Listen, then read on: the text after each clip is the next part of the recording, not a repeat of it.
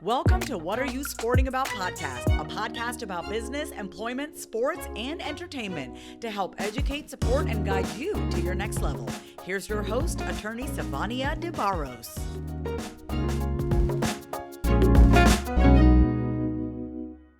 Everybody, what's going on today?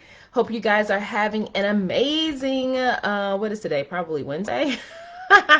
So I hope that you guys are having a great week. I'm popping in because I want to talk a little bit about mindset, family, all the good stuff, right? All the good stuff, but in the context of brand deal making, and in the context of athletes. So don't worry, whether you're an athlete or not, this conversation is more than likely for you, especially if you consider yourself to be an entrepreneur. All right, so who am I? I'm Sivonnia DeBarros, also known as the protector of athletes, the founding and principal attorney of the S.L. DeBarros law firm. I support athletes and six, 7, and 8-figure entrepreneurs in helping them to protect their brands, their money, honey, and their legacies. And I do that with the power of the law. So that is business support, contracts, trademarks, and litigation if I have to go into court to fight for their particular rights. So I'm super excited to speak with you guys this morning. I'm pumped up. I woke up today just thinking about this part one of the Vic documentary, and I'm not going to go so deep into the Vic documentary because I want to do something separate for that, but it just reminded me so much of the conversations that I constantly am having, and it reminded me of my 2 books that I've written, best-selling books, Athletes Making Moves and What Are You Sporting About. So we're going to dive in today, and we're going to talk about mindset, success, and family. And one of the things I want you guys to be thinking about as we're going through this conversation is, why do I want what I want, right? Why do I do what I do? Do I have the right mindset to sustain what I want and what I ultimately will achieve? Will my family support me, or will they actually be hindering me? And I think sometimes that support can be, of hindrance. It look like I'm getting help or someone is supporting me, but in fact, are they just kind of riding my coattails? So I want to talk about that all today, this morning. And before I dive in, I definitely want to invite you guys to join me this coming October 13th at 12, because we're going in on part 1 of the NIL contract breakdown series. It's a 5-part series, and we're using Gervin Dexter. So if you don't know who that is, he is a young athlete now in the pro level who signed a contract to pay 15% of his NFL pre-tax earnings to another company for 25 years. So right now he's in litigation with the BLA contract as a backdrop to this particular issue. All right. So part 1, we're going to be breaking out the mindset issues around engaging in your deals. So if you are a parent that's supporting an athlete yourself, or professional who is out there maybe thinking about going into your own deal, these are some of the considerations that you need to have when you're looking at these deals. And mindset is huge. If you don't have the right mindset, y'all, you're gonna set yourself up so badly, like you will literally be kicking yourself. And I can say that I'm quite sure Gervin Dexter might be kicking himself for the contract that he signed when he was still a senior in college. So let's kind of talk about this Vic situation a little bit. Like I said, I'm not going to dive too deep into it, but I want to share with y'all some of the same things that I've been echoing for so long. Let me just back up for a moment, because I want to be real this morning with you guys. Over the weekend, had a conversation with my parents, and they told me, hey, I see everything that you're doing. I'm so proud of you. And obviously, like, it feels good to know that your parents are watching what you're doing, they're listening to what you're doing, and they support what you're doing, right? And one of the things that I said was, it's so hard, y'all. I feel like sometimes I'm talking to a freaking brick wall. It's so hard. I'm like, they don't get it. They don't get it. And so I have to ask, for me, or am I doing this because it's a God thing? Like, is this what I'm supposed to do? Am I doing this for me, or am I doing this for God? And I'm always like in my head about that, like just checking myself. I do think that I'm doing this as a divine work. I do feel like I'm doing this as a divine work, but it can be so frustrating sometimes to constantly speak about these issues, showing people the problems that exist with this, or their way of thinking or their way of doing things, to still be met with silence. All right. So if you've ever been there, like, holla at your girl, let me know.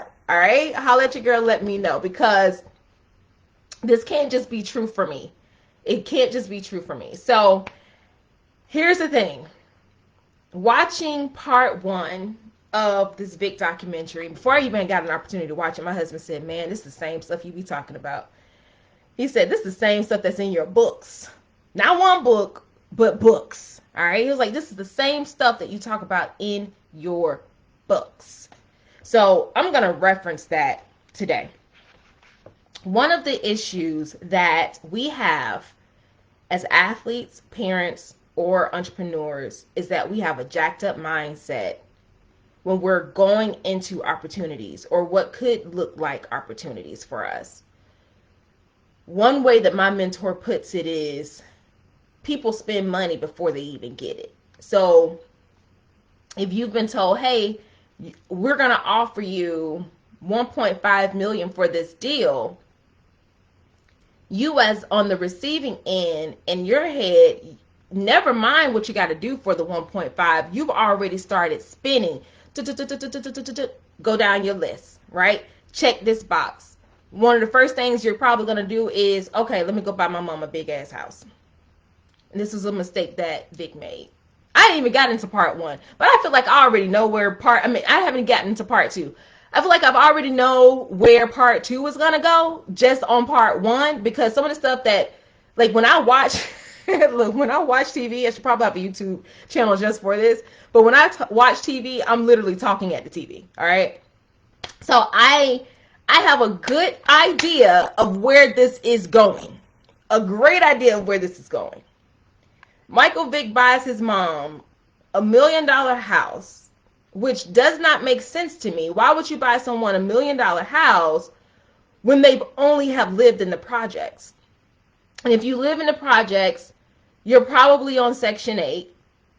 And if you're on Section 8, that means that you don't have income. If you do, it's very minimal. So your income, I don't know, like, you're probably paying $50 for rent, $80 for rent. What can somebody do leaving the projects to go and care for $1 million home? Like, make it make sense for me, please. And I get the whole notion of wanting to care for your family, wanting to, show up for people who showed up for you and supported you, but to what end? What end? And this has been the recurring theme and story of athletes, and let me just say it, Black athletes. We come from communities that oftentimes is destitute. That's not for all of us. I didn't come from a destitute community. I just came from the country. All right? I came from the country. My family was a little bit different than most families. I came from a family where my family owned land. We had our own things. Like, I grew up on my own property. But it doesn't mean that we were still left without certain resources. Just by the nature of being of color, being Black, has its own challenges. So I get it. I completely get it. But how much longer are we going to operate by a mindset that just does not serve us long term? It serves us in the immediate aspect of where we are and what we want to do, but it does not serve us long term, because for many of us, we haven't seen anybody who has taken $1 million and multiplied that to 5 million, 10 million, 20 million, 100 million. For us, what we're seeing is the quickest way that we're getting to the multi-millions is becoming a professional athlete, but that professional athlete does not know how to invest that money to create compound wealth that can create sustainability over time, to create longevity inside of their family. So what we get is this Michael Vick situation, which is no different than all the other trash that we've seen years and years and years before him, where we're not even trying to save our family, but we're trying to save the whole goddamn hood. How you gonna save the whole hood? How are you gonna save the whole hood? It's a mindset problem, y'all. Come on, man. This guy in college. This guy is in college trying to take care of people he can't even take care of himself. Let me share something with y'all. Even full ride scholar athletes, at least 80% of them are living at or below the poverty line. At least 80% of them are living at or below the poverty line just because, and Vic was in college way before NIL, all right? So he didn't have the opportunity to monetizing off of him, right? Off of his stardom. So if you were, let's put you at the state of Michael Vick during the time that he was in college. Even when I was in college and I was a student athlete, I didn't have NIL, all right? How are you going to take care of people in the hood? You in college, yeah, you might be on a full ride scholarship, but you ain't got no money. You don't have a job. You can't buy yourself anything outside of whatever that scholarship is paying for. Your room and board, probably your books, your tuition, so that you can compete. But on top of that, you still have to show up, make the grades that you need to make so that you can still be eligible to play. I mean, come on. How are you going to take care of other people? You can't even take care of yourself. Never mind your family, but you're talking about the hood. I don't get it. Where's success going to come from that? Where's success going to come from that? This guy talk about having a friend coming from the projects to stand up in his dorm room while he's in college. You cannot help someone who's not going to help themselves. People will literally attach themselves to your coattail because they know that you have what it takes to be successful. And so what they will do is they will sit there and they will wait for you to make it so then they can make it. This friend said himself, I knew my life was going to change because I saw Vic's life changing. Not because I was doing something for myself. Not because I was trying to find a job. Not because I'm trying to get an education. I can enroll in that school. Is there any scholarships that I can get to partake in education? No. He said I knew I was going to make it because Michael Vick was going to make it. Mindset, y'all. You cannot help somebody that's not going to help themselves. The same way I can't serve you if you don't feel like you got a problem. I can't serve you if you're not going to take the next step to booking that call. I can't serve you if you're not going to come to the event, right? I can't serve you if you're not going to put yourself in the driver's seat to do what it takes to be better for tomorrow, for next week, for next month, for next year. People will literally ride your coattails, and I know it. I felt it. I've seen it. And when they know that they can't get over on you, then here come the attacks. Here come the excuses. Here come the, oh, you think you better than everybody else. But how the hell can I do anything if I ain't even got nothing myself? I had a cousin tell me, this was some years ago. I had a cousin tell me that, oh, cuz I know you got it. You got that lawyer money. Dude, I had just graduated from law school. You know how much it cost me to go to law school, even with scholarships? I have a multi-six-figure law school bill, but somebody see law school and they see dollar signs. I see law school and I see depletion, right? Yeah, I have a value add for having this type of education. I know that I can make multi-six figures and hopefully millions one day, because of the education that I've gotten, but it's the mindset, y'all. It's the mindset. And if we keep certain people around us who have the wrong mindset, we'll get sucked into that freaking black hole where we ain't got a damn thing to show for all of the stuff that we've been working for. Come on now. It is asinine to me. And so how can we ever reach the level of success that we say we want when we don't even have the right mindset to help us get there? Because all that we're doing is we're carrying trash with us. It reminds me of Erykah Badu. Her song, Bag Lady, You Gon' Miss Your Bus. Right? Because you got too much stuff that you're carrying.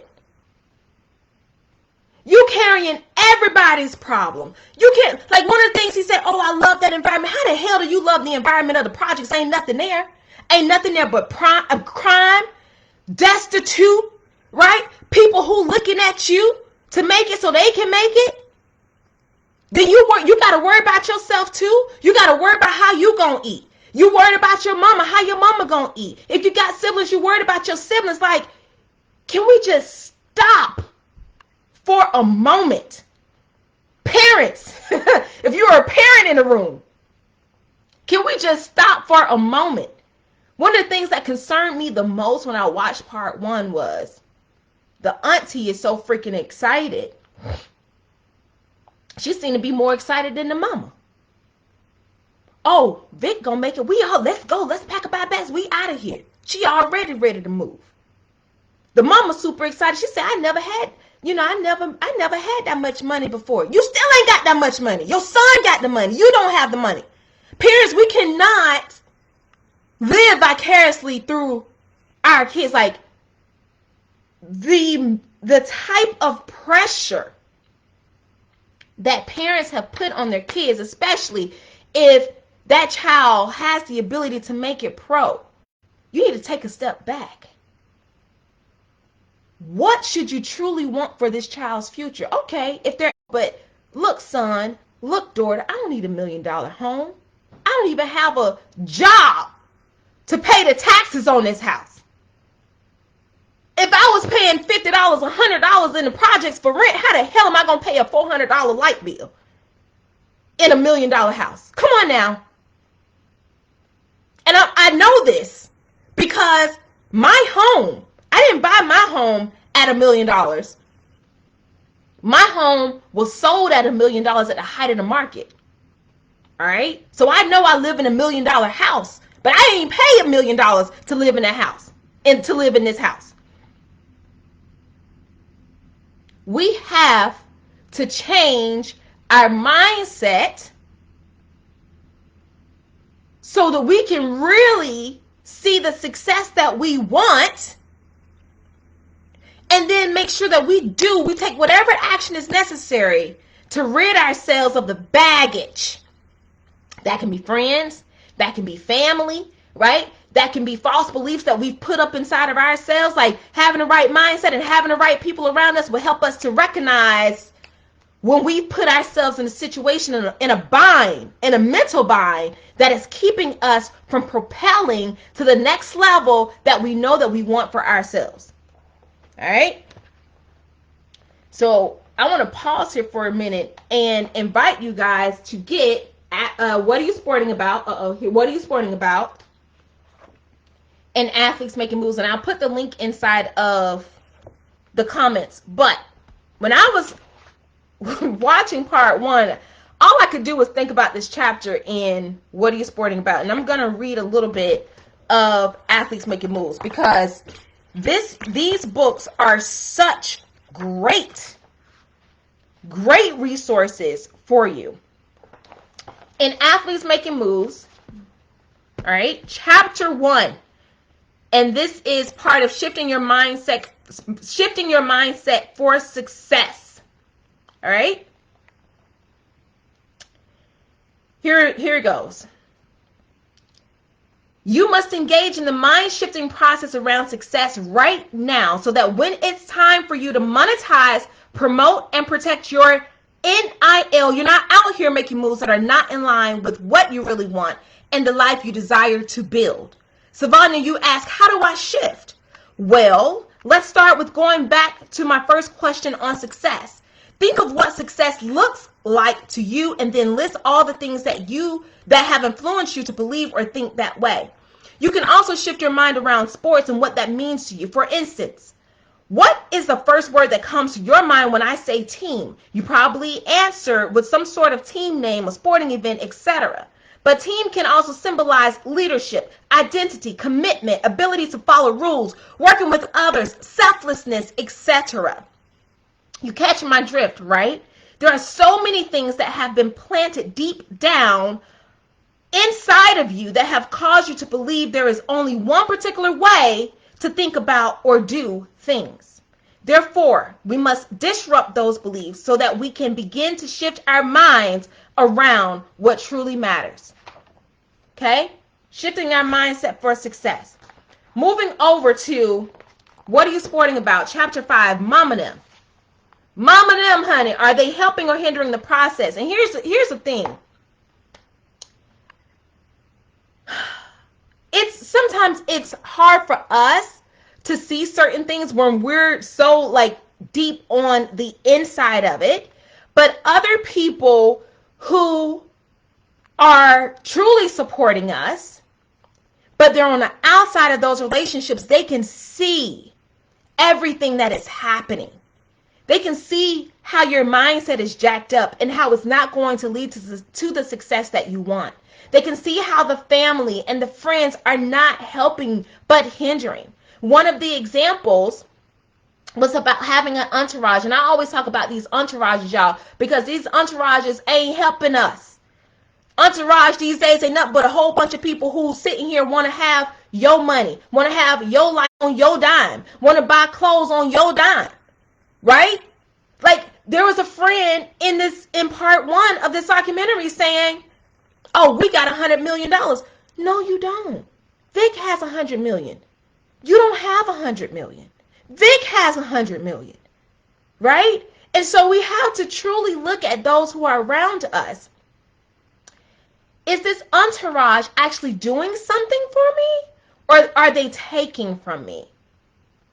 All right? People who have supported us before we've made it pro. And when I say pro in this particular context, I ain't just talking about sports, but made it pro in business, right? Made it pro in our lives. They should have supported us because they wanted to support us. They should have supported us because they loved us. They should have supported us not because they were waiting to cash out on what that support may have looked like. Because obviously, yeah, if you do make it and someone has supported you, you might actually show up and do something for them. But you shouldn't be obligated to how that support looks in the future. So we have to recognize, are the people who are around us, are they helping or hindering us? All right? So chapter 5 of what are you sporting about? What are you sporting about? Here we go. As children, we dreamed of what we'll become. Somewhere down the road, we also built into those dreams the ability to take care of our families. The need to provide for them provides ample motivation and keeps hope alive. Sometimes it is the need and love for our families that push us to become what we had dreamed of becoming way back when. But how far are you willing to go to care for Mama Them? I get it. We all love our family. We do just about anything for them. But when you've garnered a certain level of success, are you taking note of whether your family is helping or hindering your process of becoming a better athlete and a better business owner? This is a question that I believe pros ignore far too long.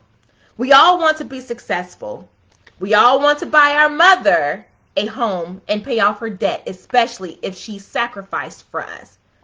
But question, is it helping or hindering you?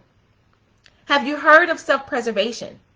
Okay, stay with me here. I don't want this to sound cynical or like a, quote, rain on mama's parade, end quote, type of issue. The purpose behind self-preservation is allowing yourself to be selfish enough to ensure that you are caring for you in every way necessary. When you put the time and energy into building a stronger you, you are then and only then better positioned to help someone else. Think of self-preservation this way. If you take a flight, you will receive instructions from the flight attendants who crucially admonish you to put your mask on first before assisting anyone else. It's impossible to help someone if you have not helped yourself into a position where you can successfully aid others. Here's a hypothetical for you. Let's say you were a first-round draft pick. After this fortunate turnaround of events, you will no longer remain in the small and cramped 1 or 2 bedroom home you grew up in. You've witnessed your parents or single parents struggle daily to make ends meet. You've gained immense clarity and now realize that college and sports were your escape from the troubles of your world. Therefore, becoming a millionaire completely have changed your life instantly. And then there's a pop quiz and we go deeper into this conversation around setting boundaries and having the ability to better care for those who you love and who supported you by creating more of a simple life, by educating them on why it's important to understand finance, why it's important to understand why you have to do what you need to do to better to support them, right? And so we all have an idea of what success looks like for us. Going back to Vic's example, going back to the documentary, part 1, because that's all I've seen so far. Going back to part 1, Vic has always spoken about, I want to take care of the hood. I want to take care of the hood. So he went through a 60+ contract. I don't know where the money's at, right? He probably just withdrawing cash. People got whatever, I don't know, debit cards or whatever to spend however they want to spend it. The best way that he could have taken care of the hood was to create a nonprofit. See, mindset. He could have created a nonprofit as a separate business. He could have, and I don't know if he did, created a business for himself. So all of his contract earnings from the NFL would go into his business. And from his business, he could have earmarked a certain number of dollars that would be donated to his nonprofit. Guess what happens?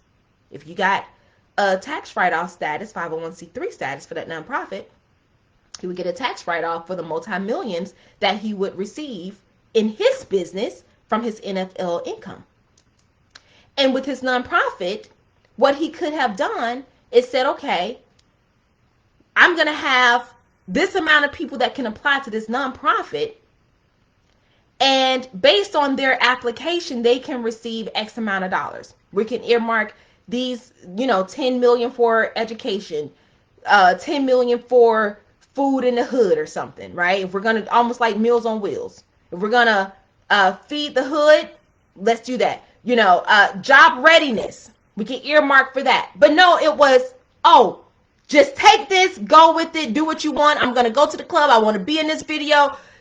People on his property doing all kinds of things without any structure, without any thought on what the future will look like based on those activities. Mindset. He did not have things planned out the way that they needed to be. Let me tell y'all something.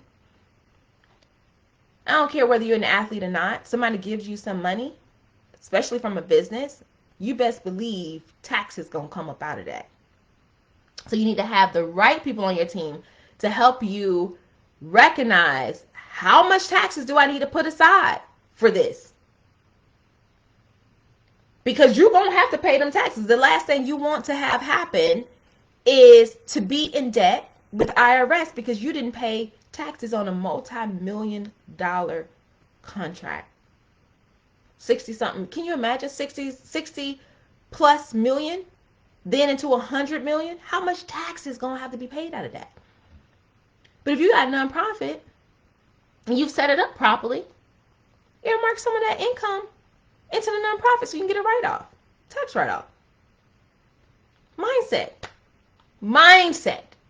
So, I hope that you guys will join me October 13th. This October 13th at 12 p.m. Central Standard Time. We're going to dive a lot deeper into mindset, y'all. Mindset, long-term consequences, and unequal obligations. Extremely important. Extremely important.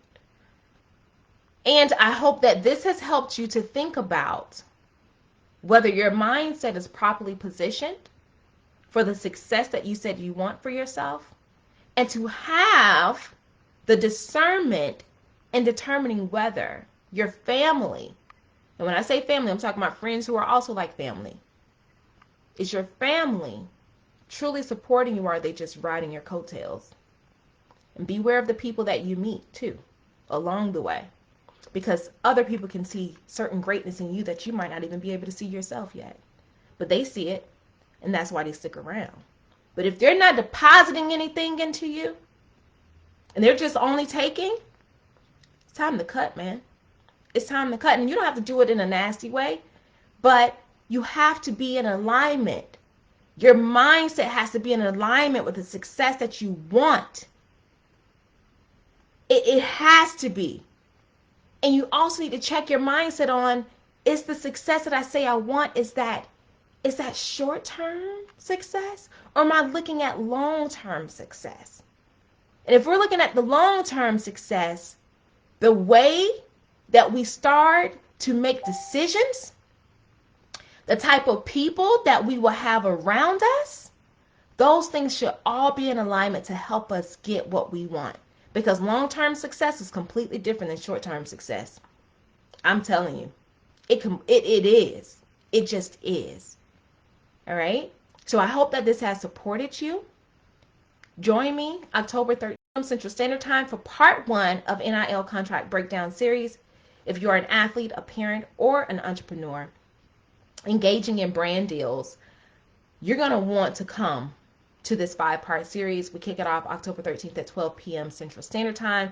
Again, we're going to discuss mindset, long-term, and unequal obligations, how you can recognize those things so you can start to understand how you should be approaching certain deals. All right? I'm Sivonnia DeBarros, the protector of athletes, and it's always my pleasure to support, educate, and motivate you to your next level. Until next time, guys, talk to you later. Ciao. Thanks for joining us this week on What Are You Sporting About podcast. Make sure to visit our website, prosportlawyer.com, where you can subscribe to the show in iTunes, Stitcher, or whatever your favorite platform is, so you'll never miss a show. And while you're at it, if you found value in the show, we'd appreciate a rating on iTunes or iHeartRadio. Or if you'd simply tell a friend about the show, that would help us out too. If you like the show, you might want to check out our book, What Are You Sporting About?